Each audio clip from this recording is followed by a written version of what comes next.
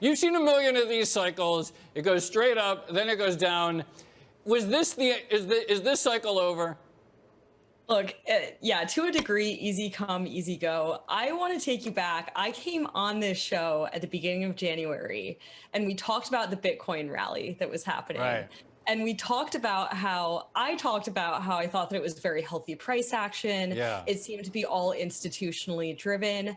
And look, I think that narrative still holds true. What happened in the interim was that Elon Musk came in on January 29th, tweeted out about Bitcoin, and brought in the hordes of retail investors. And when you have retail and when you have leverage in the system, you're going to get these types of moves. And it's no coincidence that we're now back at roughly the same price that we were in mid-January before Elon Musk got involved and brought in all of this retail interest. Here we are.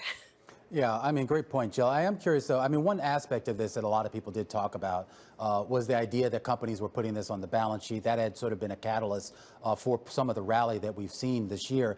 And then, of course, with, I guess, I don't know what you call it, confusion or whatever, with regards to whether Tesla is still holding. Are we still anticipating that the companies out there are still considering using this as a balance sheet asset?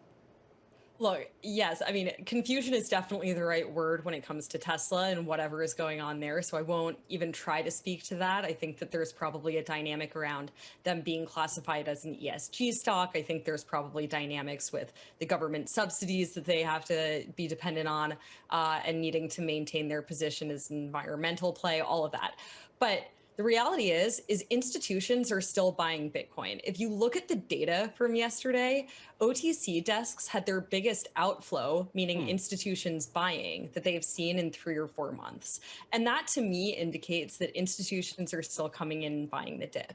I do think that there is a real dynamic here and a real sentiment shift around Bitcoin and proof of work tokens that, there is this environmental concern and that affects sentiment. Sentiment has a real impact on markets and will have a real impact on new decisions by corporate treasuries, by institutions, certainly by retail investors as to what to be involved in. And there is still a reckoning that has to happen around that. But the narrative around institutions buying does seem to be holding.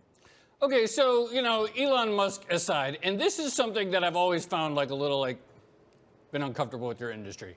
It seems to me that every time there's a bull market, people in the crypto space start plugging thousands of coins. We recently interviewed Hayden Adams, the founder of Uniswap. 2,000 coins a day, he said, are being added to the Uniswap protocol.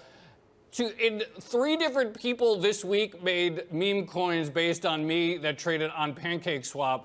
Is this inevitable thing, which is that as the price goes up, suddenly, even though there's only 21 million Bitcoins, people would just flood the market with supply, ultimately sort of creating some weight on the market overall?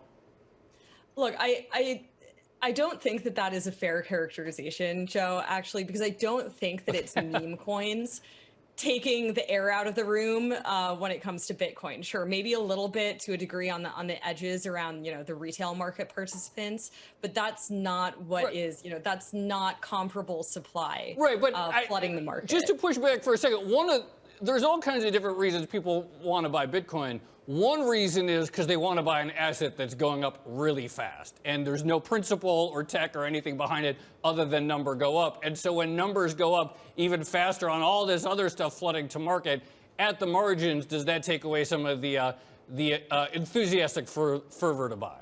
At the margins, yes, I will grant you that. I think, though, that it takes air out of the room around Dogecoin much more so than it does the likes of Bitcoin or Ethereum. And look, I mean, let's not confuse the long tail of meme coins with the plethora of other assets that we're now seeing the real utility around, right. Whether it's experimentation with proof of stake systems, less energy intensive systems. We're seeing real market demand for these types of alternatives now for the first time. When do we I think that that's a very real, exciting development. Well, but it seems like people within your industry, the people who understand it, understand that point that you just made, Jill. For a lot of the people who are coming into this new, there's still that cloud here. And you mentioned Doge, and Joe mentioned the 2,000 coins being created here. That creates a cloud here, Jill. And I'm curious as to when you anticipate that your industry is really going to be able to kind of either put that cloud behind you or get rid of it, or whatever the analogy is. You're right. I mean, today it's very much still a matter of doing your own research. And, I think one heuristic is if the coin is named after a dog or maybe your favorite news anchor, probably don't invest in it. Wow. No, I agree. Don't do it. Okay, keep going. Fighting words.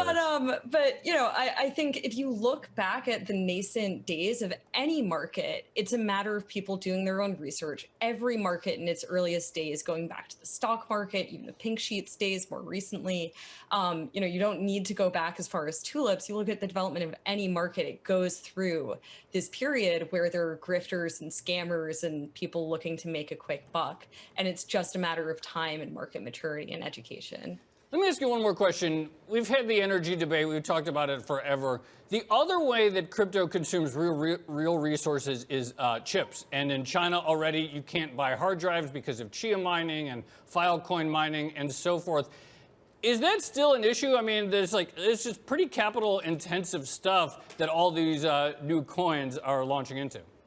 Yeah, I mean, the proof of space and time that Chia uses, for example, I think is a great example of a more environmentally friendly version of what Bitcoin tries to achieve. Certainly, it might still be capital intensive, but in order to secure these networks, they're economically incentivized networks, you have to have that capital outlay in some way, shape, or form, whether that's, again, through the proof of space and time, whether that's through proof of stake, whatever it is. Personally, I'm very excited about the alternative of being able to use space as opposed to compute, which is, again, obviously less energy intensive.